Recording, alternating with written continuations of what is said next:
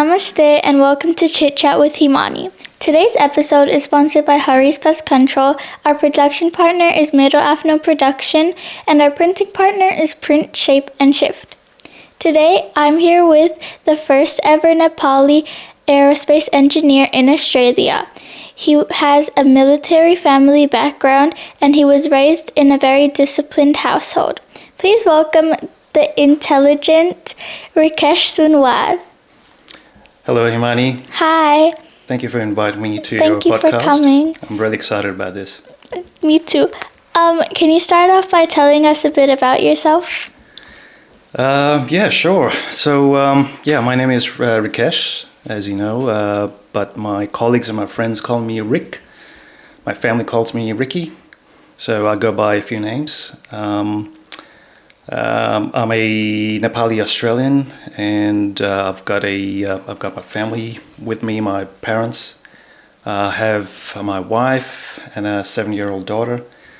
So I came to Australia in 2000, the year 2000, when I was about 13 or 14 years old.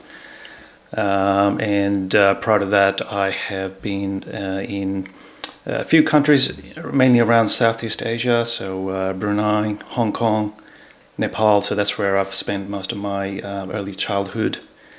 And then, I migrated to Australia around 2000 with my mum, who was a student here. So we came here and I did my high school here. Then I went to do some tertiary studies in aerospace engineering. And then, I've sort of settled here since then.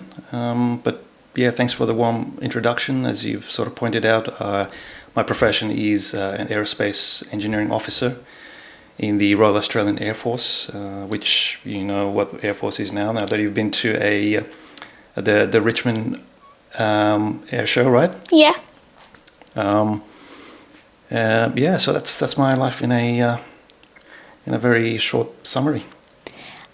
So you grew up across Nepal, Brunei, and Hong Kong, and now you're living in Australia. How does that shift who you are today? Yeah, well, in a very interesting way. So I think maybe most people who hear my story would agree that moving around many countries, many places is never easy.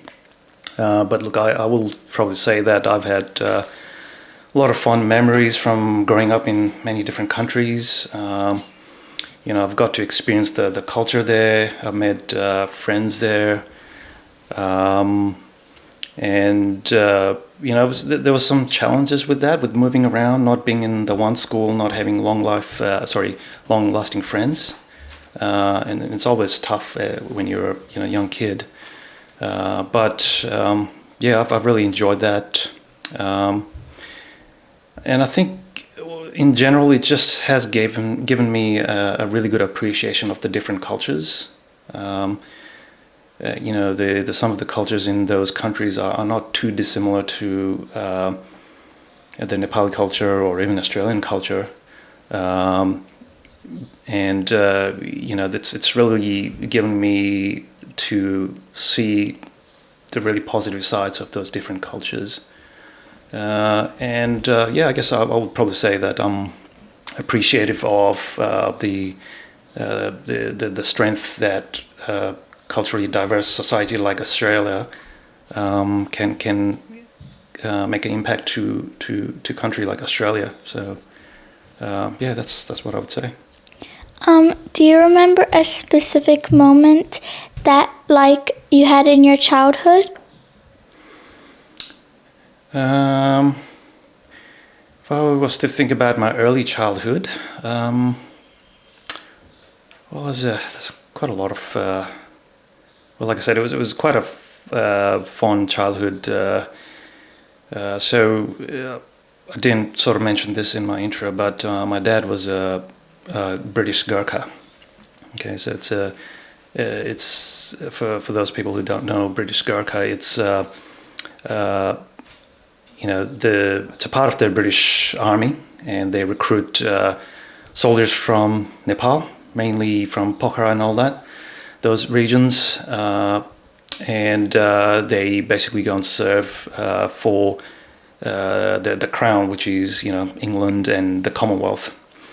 And so over the years, they've earned a lot of fame and respect for not just Gurkha, but also Nepali. So my dad was one of them, and for that reason, we moved around quite a bit. And whilst my dad was serving in the Gurkha, as a child, I got to do all the childish things. I had a lot of fun with my friends, going to different countries. As I said, you get to see lots of things, not just the culture, but what's in those countries, the good and the bad. I've got a lot of memories. I just can't think of a very specific sort of moment that I can think of, but yeah. You moved to Australia in the year of the Sydney Olympics. What was that transition like for you as a teenager? Initially, it was quite difficult. So as someone who grew up, prior to coming to Australia, I had spent 10 years in Nepal. So I was, as Nepali as anyone from Nepal, right? So when I came to Australia, the first thing that kind of is a challenge for anyone is the communication. So there's always that communication barrier. Now I went to a good school, I wouldn't say was not a good school, and English was one of the main languages there, so I knew English. But when you come to Australia, you realize, all right, actually, you know what, I actually don't know English. Yeah. Especially when you have Aussies talking in Aussie, in Aussie accent. And it's a funny story I'll tell you. So when I first came here, I went to my uncle's workplace, and one day, and he was calling a few people Mike. Okay, well, at least that's what I thought he was calling them. So I said, I wonder why he's calling everyone Mike. And I said, maybe that's just the Australian way. Maybe if you don't know their name, you just call them Mike, because it's such a common name. And then later I realized what he was actually saying was mate. So, so that was a bit of a, something I had to get used to, was that Australian accent. And even at school, I went to a very multicultural school. We had people from all sorts of background, and a lot of the kids there had a very thick accent, right? And they used to say very simple words, but then I never, it was really hard for me to understand what they were saying, even as someone who's studied English in Nepal. So that took a while to get around, and but other than that, study-wise, it was actually easier. Some of the education in Nepal is actually quite good, at least in the secondary school level. When you go to high school and university, then the level of education standard really shifts up here in Australia. But at least in secondary school, the education in Nepal is actually quite good. So I didn't have any trouble sort of adjusting from a academic point of view. And then, the rest of it was just trying to assimilate with, Australians, and you just gradually learn the culture here, and then get used to it, get comfortable in it, and eventually, things started getting easier. So, yeah. So in your description, you mentioned that you studied at Sydney University. What inspired you to pursue aerospace engineering in there? Well, for starters, ever since I was a very young kid, I always liked airplanes. So I used to draw a lot of airplanes, and to be honest, I don't know where I got it from. But as long as I remember, I always liked airplanes. So my first, dream was to become a pilot. But as I progressed through school and university, I started developing I guess an interest in mathematics and physics, a lot of those technical subjects, and I also realized I was actually quite good with them. In those subjects, and I also realized to become a pilot, there's a lot of training, there's a lot of testing, and once you become a pilot, once you learn how to fly an airplane, that's kind of it. At least that was my thinking anyway back then. I thought, okay, once you know how to fly a plane, then that's it. What do you do afterwards? So realizing that I was good at some of those technical subjects, I thought, all right, maybe I could better use my skills and do an engineering degree, and then sort of pair my passion, which was airplanes, with my I guess I'll call it my strengths, which was being good in mathematics and all this, and aerospace engineering just was the right choice for me to do in university. And in terms of why Sydney University, I guess it was one of those prestigious universities in Sydney. So that was just one of the choice I had, and I took it. Before joining the Royal Australian Air Force, you worked at Qantas and helped save the company $1.5 million annually through fuel efficiency. Mm-hmm. What did that project teach you about innovation and leadership in your early career? Yeah, that was reflecting back on that. It was I was quite sort of happy with myself with that achievement. Qantas was a big company. It has about 30,000. Well, it had 30,000 staff back in 2000, mid 2000s, and efficiency is at the heart of the business. Unless you're trying to improve the way the company works, then you're just not going to be competitive. So for Qantas and for an airline, it was it's a big part of the business is to be continually look for those efficiencies. So I would say, so, and then innovation is one of those things that can really drive those efficiencies. I'll probably give the credit for leadership to my supervisor, because that particular project that I was doing, I was the only person doing that particular project. So I can't say that I used my leadership abilities back then, but innovation and leadership are invariably intertwined. They go hand in hand. And so, I give credit to my supervisor for kind of guiding me through that project. And I guess I was as a very young engineer, I was very interested in, doing those interesting things. And I was lucky that that project that I did was quite innovative.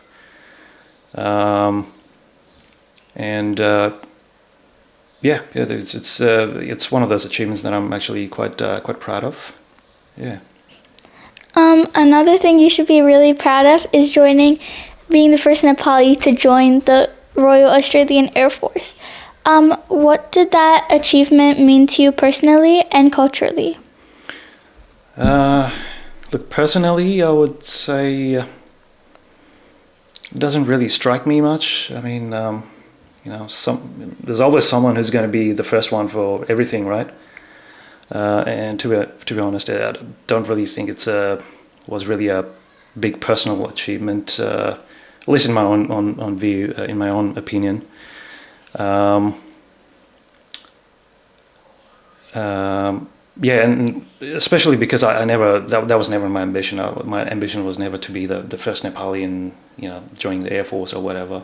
It just happened that way. So from a cultural perspective, I would say that it's given me the ability to kind of sort of tell the wider Nepalese community that, hey, this is one of the career options that are available for Nepali in Australia, particularly those who have got citizenships, because that's one of the requirements. And so I like to think that I'm, by joining and sort of advertising my career like I'm doing right now, that I'm letting both Nepalese Australians as well as the wider Australian society or kids that Air Force can be a really good career. But from a Nepali cultural perspective, Air Force is not something that's well known. So if you ask a lot of Nepali, you ask them Air Force, they'll say, well, what's that? If you tell them, if you talk about Army, they'll know, oh yeah, I know Army because Nepal has an Army. But Air Force and Navy are probably less understood. And so for me to then, again, like I said, talk to people and let them know what are some of the careers in the Air Force, I'd like to think that I'm actually encouraging them to join what can be a really rewarding career.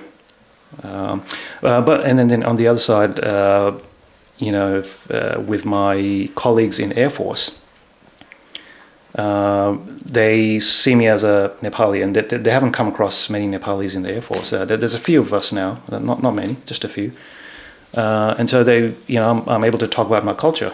Sometimes I'll tell them, hey, we had the Dasai and Tihar recently, and I tell them, all right, this is what we do in Dasai and Tihar. And so it's an opportunity for me to let that small group of people get a better appreciation of Nepali culture. You've worked on some of the world's most advanced aircrafts. Did you ever have a moment to stop and think, whoa, I'm really doing this? Yeah. I would say I had that moment quite early in my career. In fact, when I was in the process of joining, I thought, okay, I guess I'll be working with some really cool airplanes. To be honest, I still have that moment. So every day I go to work, I still say, wow, can't believe I'm actually doing this. So, I've never regretted joining the Royal Australian Air Force. It's been such a rewarding career. I could be working with a very large team on an operation, or I could be working on a big project. And I've had a very rewarding career in the I think about 15 years that I've been in the Royal Australian Air Force now. I've been to deployment, so going overseas. I've been on international exercises, working with a lot of our close partners, and some of the things you get to do in those exercises are actually quite cool. We're talking about how military operations are employed, and some of these exercises and some of these operations can be huge. We're talking about thousands of people doing lots of flying, lots of cool things like jumping out of airplane, doing a lot of cool exercises, and I also have worked with a lot of interesting projects where we're either acquiring new aircraft for the Royal Australian Air Force, or we're upgrading some of the existing aircraft. So look, I have that moment of I can't believe I'm doing this pretty much every day. Yeah. What are the biggest challenges of being an aerospace engineering officer at squadron leader rank?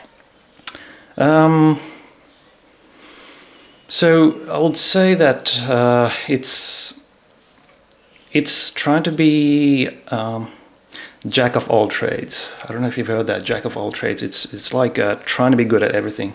Not the best, but trying to be good at everything.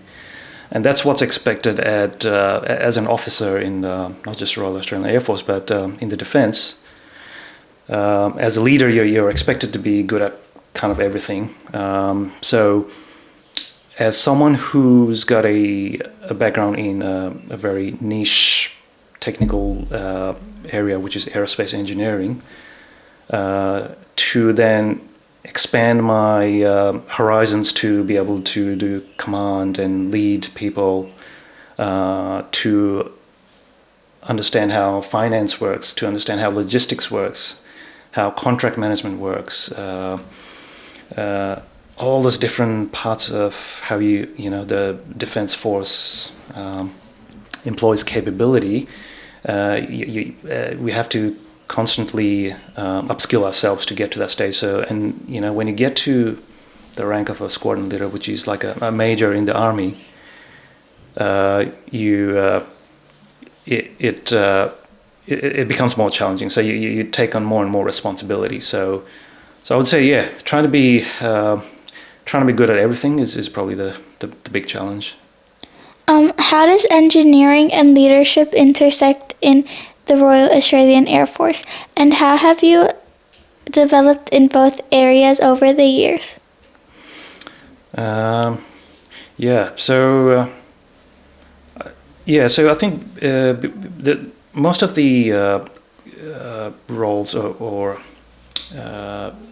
roles that we do in Air Force, or particularly for myself, becoming as an aerospace engineer.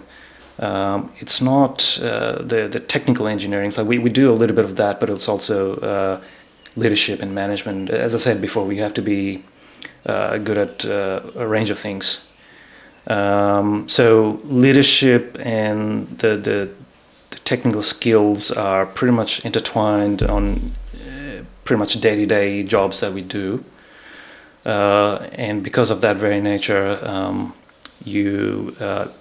over time you understand how to get better at your job. So it's been a continuous sort of improvement journey. A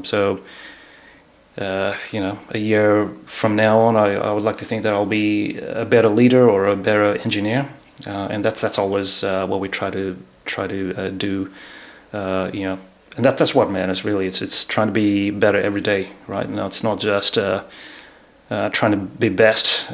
You might be the best at something one day, but it's the small steps. If you try to be better every day or every week, then eventually you're going to get to your goal of being the best at something. You come from a family with deep military service roots. How have your father, grandfather, and maternal grandfather influenced your values and leadership style? Mm-hmm.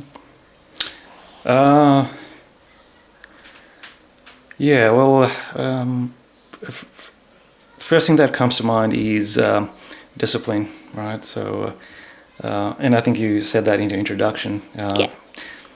There was a lot of influence from my grandparents and when I say grandparents, I unfortunately didn't spend much time with my dad's, my grandfather, because he passed away when I was when I was small. But I did spend a lot of time with my maternal grandfather and my dad, who's here with us. Whilst I didn't really try to influence discipline in me, it was almost expected, and you sort of become disciplined by looking at them. So the way they do their job, or the way they do things at home, you see that and you learn from them. And I think from that perspective, I just picked up the being disciplined, but I was never really pushed into becoming really disciplined from my my grandfather and dad, and that's probably for the good, because it's tricky, right? If you tell your child you got to be really disciplined and you set a very strict routine for them, it really kind of constrains their creativity, Yeah. Right? You want them to explore a lot of things as well. So it's something that as you know, as being a father now, I think about quite a lot. I want my daughter to be disciplined, but at the same time, I have to do my sort of effort to make my daughter disciplined. I have to think about, is it necessarily going to then kind of limit her creativity? If she wants to do something a certain way, I feel like sometimes I just have to let her do that. So yeah, I've had some of that influence from my grandparents, and then just the work ethic. So how they work, they were very loyal to the job. They're hardworking, very. And I picked up some of that leadership, again, not something that I was taught directly by them, but you sort of observe how they act at home, how they do certain things, and you just learn from them. So, yeah. Who's your biggest inspiration, and what lessons from them do you carry to your work every day? I would say my biggest source of inspirations are my parents, because that's who I've grown up with, and that's it's my parents' love, support, and care that's made the person that I am today. I would say, my dad and mom, because my dad was in the Gurkha, so he was spending a lot of time in Brunei and Nepal. Not Nepal.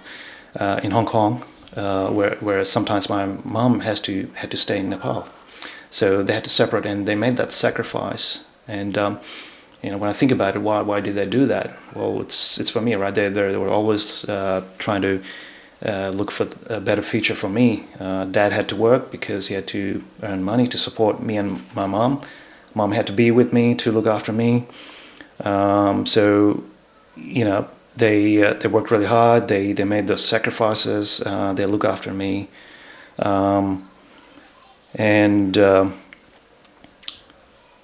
that's where I get my inspiration from, my dad and mom. As you mentioned in the introduction, you have a very loving wife, and you told me that she has been by your side for 13 years. How has her support shaped your journey, especially in a career that demands so much?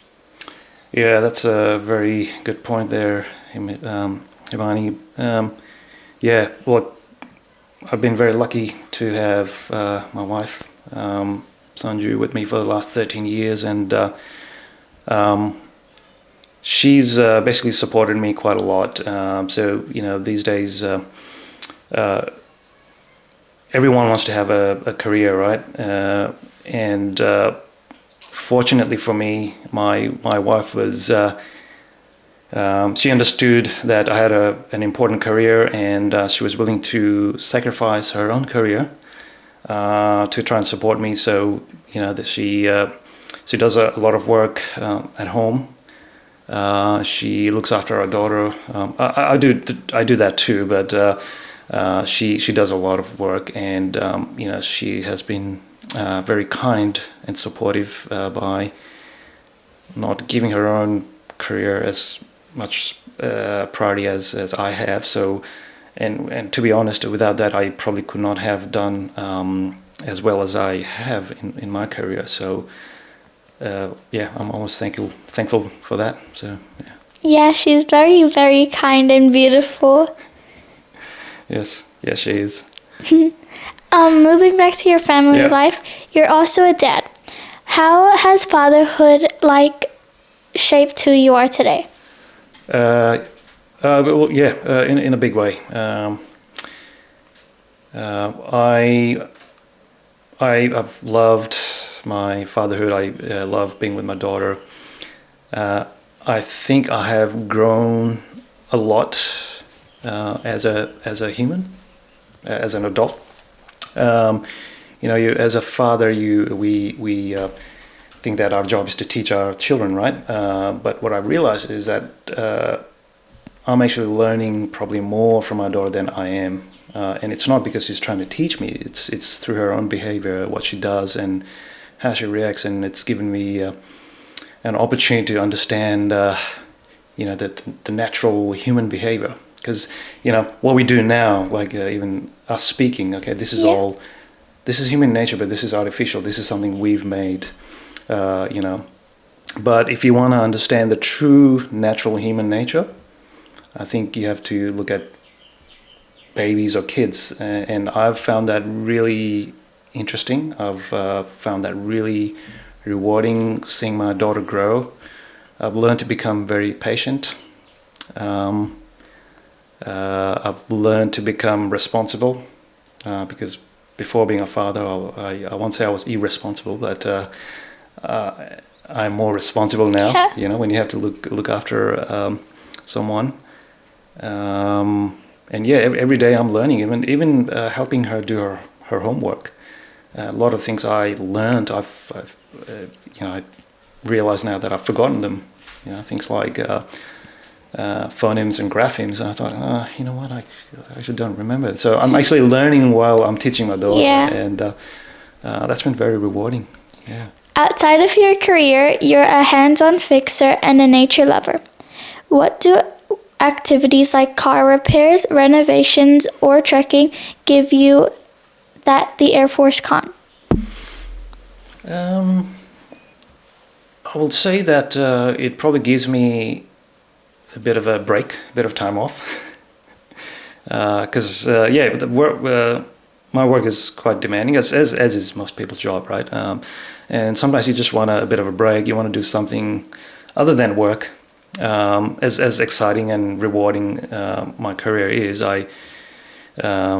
being someone with technical background, loves machines and things like that. I like to spend time fixing my car or fixing the house, and it's just a way to escape from the day-to-day chores, and sometimes it's quite peaceful, just being in your element, doing something you like.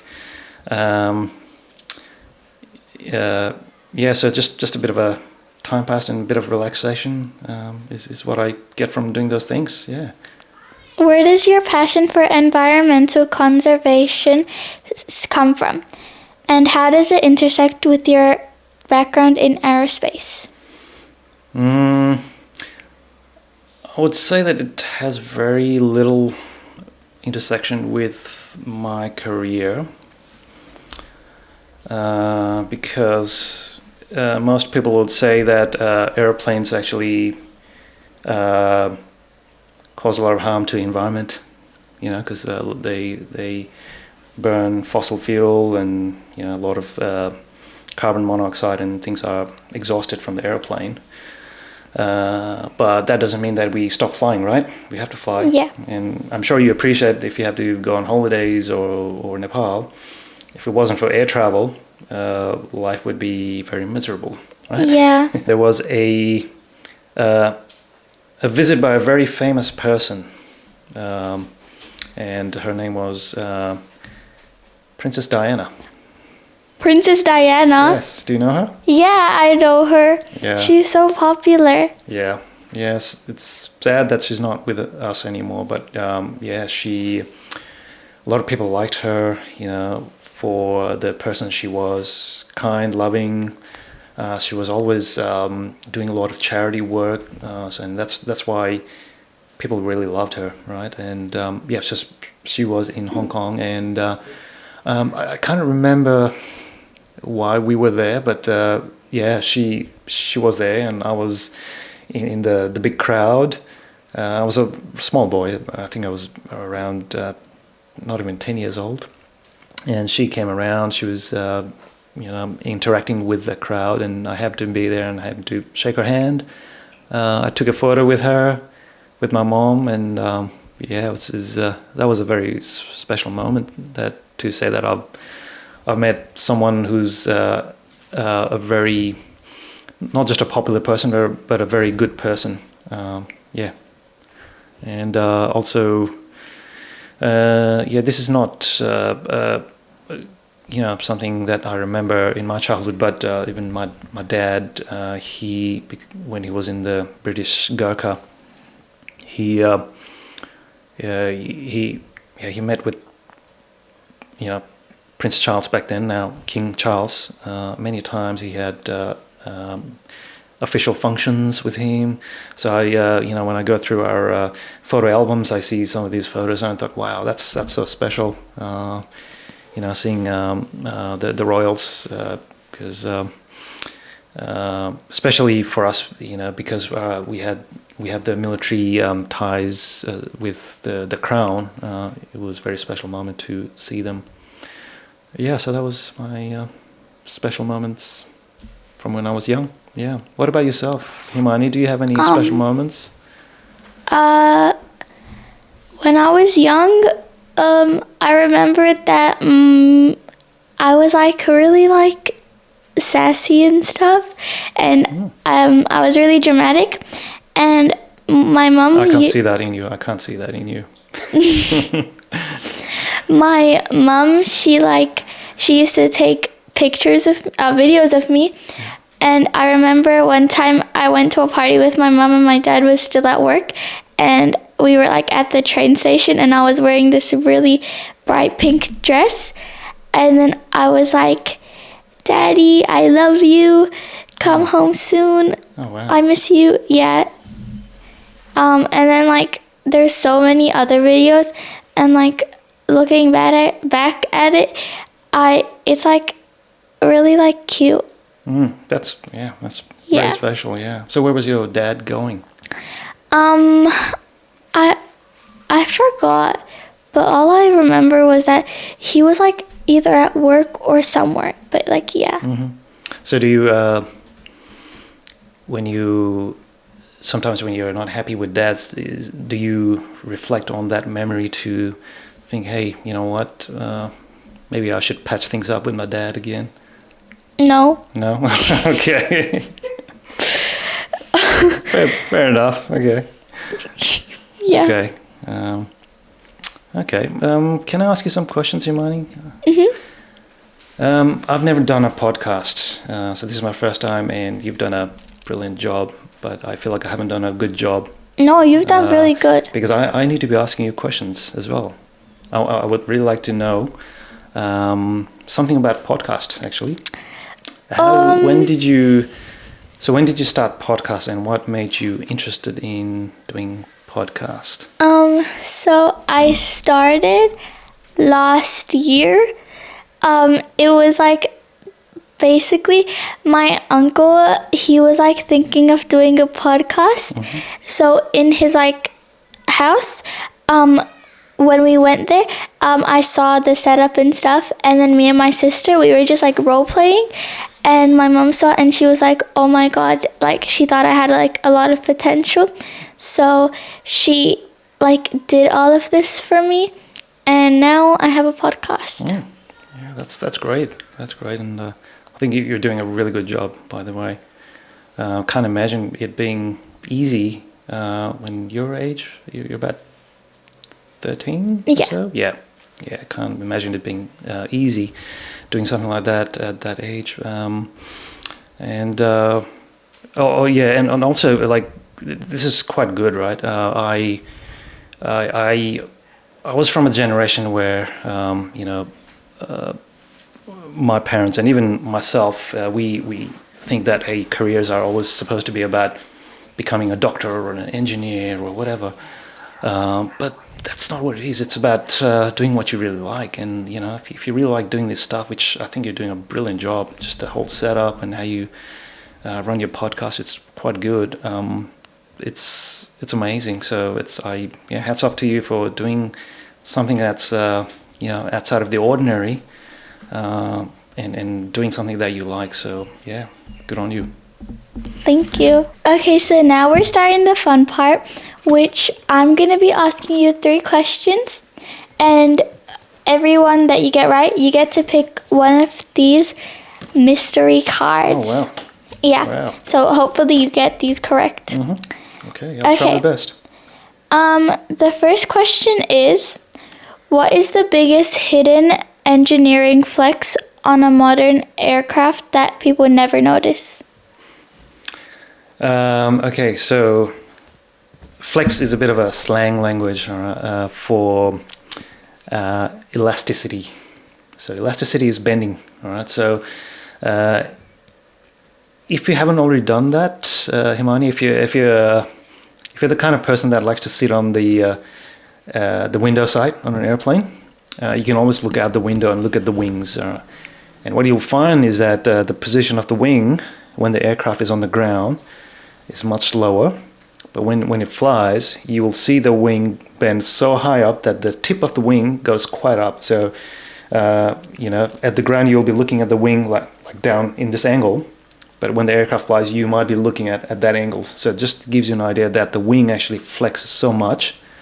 And that's because the airplane parts, the structure has to be flexible to be able to fly through turbulent air. When you have turbulence, you don't want something that's really, really rigid. Because if it is, it's like having a car or a bicycle without suspension. It's going to be so rocky, right? That's why airplane structures are made with flexibility, so that you can, it sort of absorbs that energy, and the flight or the ride is more comfortable. So, yeah. Did I get that right? Yeah. Great. Yes. So you can pick one of these. I'll pick that one. Okay. Wait, that's a really good choice, because that could be really good use for if you want to have a birthday party or any any parties for your daughter. Yeah. Can you show the viewers what that is? Oh, wow. Look at this. Happy Heart 2 hours package. Thank you. This is a great present. My daughter's 7 years old, and I think we're going to be having a few parties, so this will come in very handy. Yeah. And I think you interviewed the person who owns the business, and I think I've met him at your dad's 40th birthday party. Yeah. Do you know his name? Luja. Oh, yeah, Luja. Luja, I'm not sure if I should call him Luja Dai or Luja Bai, but I've seen his podcast, and I think he did a really great job at your dad's 40th birthday. So, yeah, thank you. This is great. Yeah. Okay, next question is, what are the 4 forces acting on an airplane in steady flight? That's a very fundamental question, and if I get this wrong, I will lose my qualification as an aeronautical engineer, so I feel the pressure now. Okay. 4 forces acting on an airplane. All right, so there are 4 forces in 4 directions: forward, back, up, and down. The forward force is called the thrust, which is what the engine produces. So when the engine spins, it produces a thrust force which pulls or pushes the aircraft forward. There's a force called lift, which is produced by the wings of the airplane, which helps airplane fly or fly in air. There's a drag force, which is the force that the air pushes on the airplane. So if you ever stick your hand outside of your car window and you can feel the air pushing your hand back, that's a drag. And last is gravity or weight of the airplane, which is the weight of the airplane. And if you think about some of these forces, how large it is, I'm going to ace this question, by the way, by providing all this extra information. The A380 airplane, so the big airplane, which has 4 engines. No, but yeah. No, okay.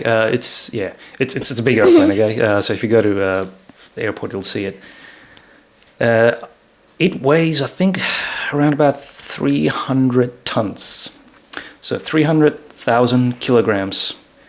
Now, all those lift it has to produce at least 300,000 tons of force for that airplane to fly. So that just gives you an idea of how large these forces are. Yeah. Did I get that right? Yeah, you can choose. Nice. All right. I think I'm going to get all of them. So. Oh wow. Okay. $100 gift voucher to Maya Made with Love event decoration and hire. Oh wow! Okay, I think these two are gonna go hand in hand. Yeah. Wow, amazing. So that's like if you want any decorations, they do stuff that are similar to this. Yep. I've done a lot of my birthdays with them. They can also customize like pillows, or like anything you want. Okay. Almost anything you want. Wow. Yeah. That's great. Thank you. Thanks. These are good prizes you've got here. And you have one last question. Okay. You have one last question. Okay. What is the name of the famous knife used by the Gurkha soldiers? Ooh. Well, actually, can I put this on you, or do I have to answer the question? You have to answer the question. I have to answer the question? Okay. Kukri. Oh, good job. Yes. Yeah, you get Have you seen a kukri before? Nope. All right, it's pretty impressive. It's scary.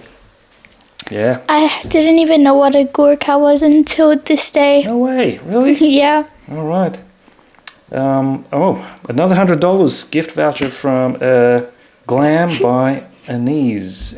Hair and makeup for professional makeup services for events. This is the one I really need. You know what? This is the perfect one for me. So, yeah.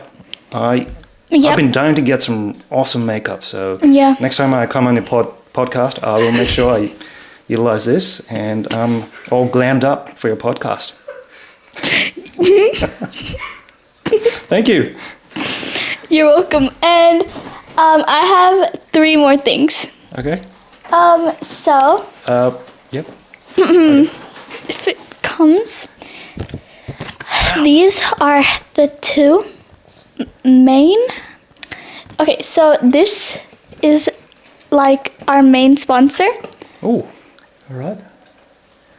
Harry's Pest Control. Yes, so since summer is starting to begin, there's gonna be like a lot of bugs, and he will make sure it all gets away.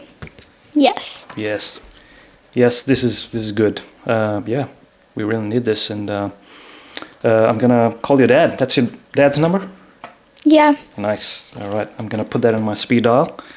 Thank you. And you have this one. Oh man, this is Shape, Sign and Print, branding with Binay. He does a lot of printing, like almost anything you want. So he does posters. He can print for like putting it like on your car or something. Like anything that. Cool. Yeah. Yep. And awesome. You have one more thing. Oh my goodness, feels like I've had an early Christmas now, getting all these presents. Wow. Yeah, you can really use the makeup for Christmas as well if you want. Oh yes, I will, no doubt. I'll send you a photo. Yeah. Can I open the present? Yeah. Oh wow, look at this. Oh, get the bubble wrap out. Wow. This is a Chit Chat with Himani podcast station mug. That's awesome. That's really good. Thank you. Token of our love. Oh, thank you very much. I'm going to be sipping my coffee out of Can this. I have the bubble wrap? Oh, okay. Yeah, I thought you were going to ask for all the prizes back. I'm not going to give them back.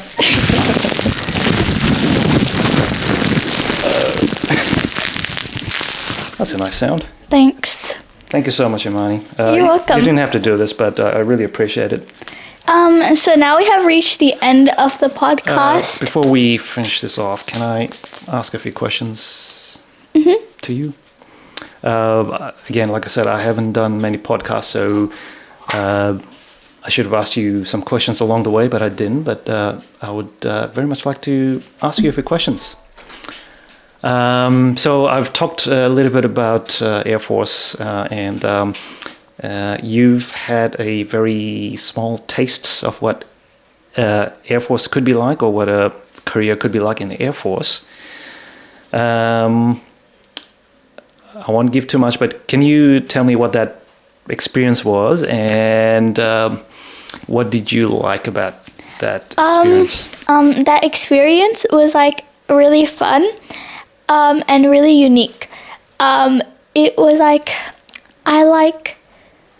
my ears kind of hurt from like that really loud plane or something. I don't know what it was, but we did take a lot of pictures, and I got to experience what like the Royal Australian Air Force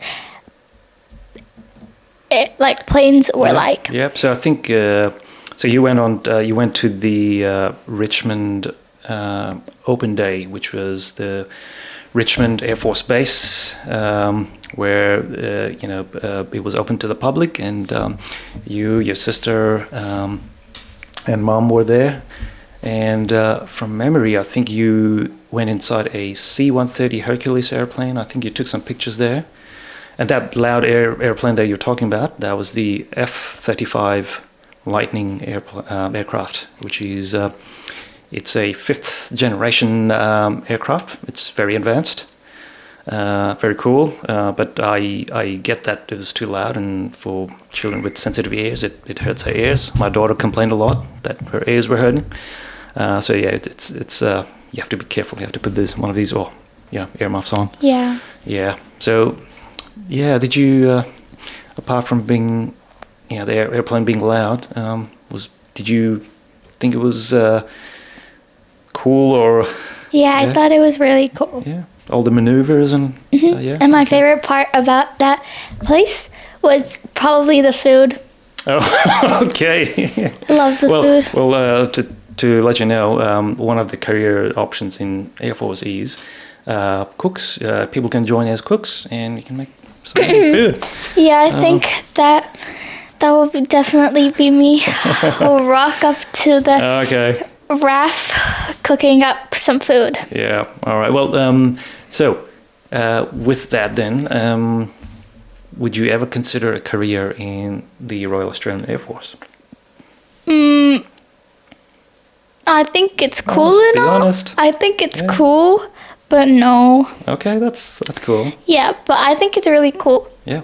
Yep. No. That's you're right. Yeah, it's not for everyone because there's it's a big commitment to join the military, and you have to make a lot of sacrifices, and there's a lot of different career options. As I said, you can be a pilot to an engineer to as I said, cooks or air defense guards. I think there's about more than 100 different careers, it's not for everyone, but it's still time if you ever want to think about a career in Air Force or Navy or Army. It's a really good stepping stone for young kids because, and you don't have to have a career there forever, right? So you could have a career there for a few years, develop some skills, some leadership abilities, and you can always then pursue anything else you like. But I'm going to have to do a better job of, motivating people. Yeah. Yeah. Yeah. All right. So now we have sadly come to the Oh, sorry, end. one more question if I can. Okay. I've noticed some certificates behind your chair there. Looks like you've achieved quite a lot. Now, could you tell me a little bit about what those 2 certificates are? So there's one that's the Nepalese Sydney.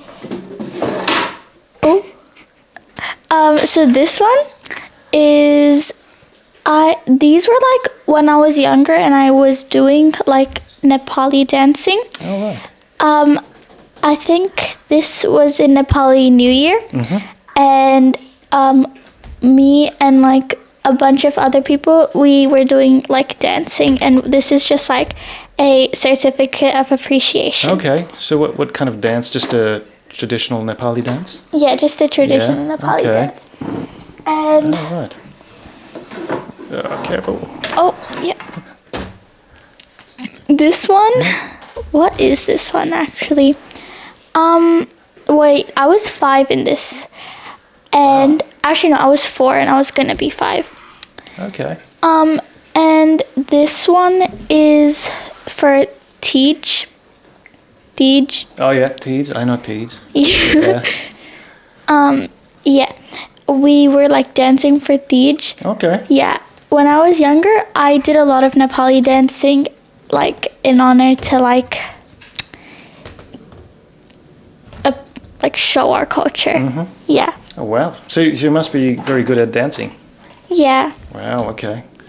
Are you passionate about dancing? Yeah, I am. That's good. Oh wow. I'm glad. All right. Well. Yeah. Thank you for sharing that with me. Yes. Now, for the 3rd time, we have now reached the end of this podcast. So thank you for coming. Is there anything you want to say to the audience before we leave? So thank you for having me on your podcast, Himani. It's been fun, and thank you very much. What I would like to say to your viewers is like to say, particularly for the Australian Nepali community, that Air Force is quite a attractive career. So if there are people who are interested in a military career, if you're willing to embark on that adventure or adventurous career, it's a really good career option. And I've spent the last 15 years in the Air Force as an officer, and I've loved every moment of it. So it can be a very rewarding career. I would encourage for those that are interested to find out ways to join and what career options are there. You can go to the Australian Defence Force recruiting centres in cities and find the latest information, and hopefully that will allow you to make a decision on what could be a very rewarding career. And that's all I would like to say. Thank you, Himani. Okay. Bye, guys! Bye.